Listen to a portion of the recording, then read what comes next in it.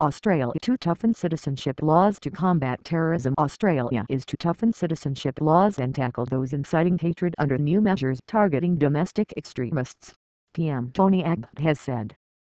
He said citizenship for dual nationals involved in terrorism could be suspended or even revoked. People born in Australia could also lose some privileges if they broke anti-terror laws, he added. Officials have warned that the country faces a growing security threat from radical Islamists. Dozens of Australian nationals are thought to be fighting for Islamic State militants in Iraq and Syria. Experts are worried about the effect of returnees, and on those who support them, on domestic security.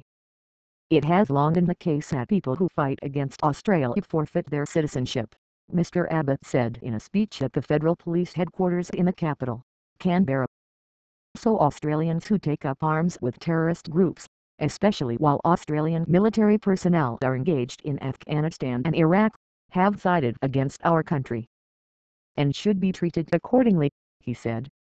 For dual nationals, that meant revoking or suspending citizenship, he said, and the government was also looking at measures targeting Australian nationals involved in terrorism. These could include restricting the ability to leave or return to Australia, and access to consular services overseas, as well as access to welfare payments. Mr. Abbott stressed that the new legislation would also target hate preachers referring to groups that incited religious or racial hatred. Organizations and individuals blatantly spreading discord and division, such as his Tahrir, should not do so with impunity, he said.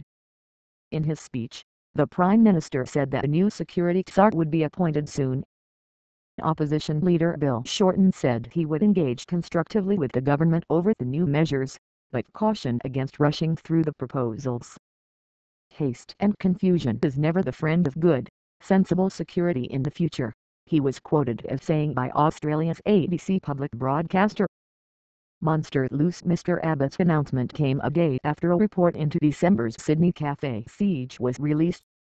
2 hostages were killed when self-styled cleric Mangaron Manis seized control of the lynched cafe.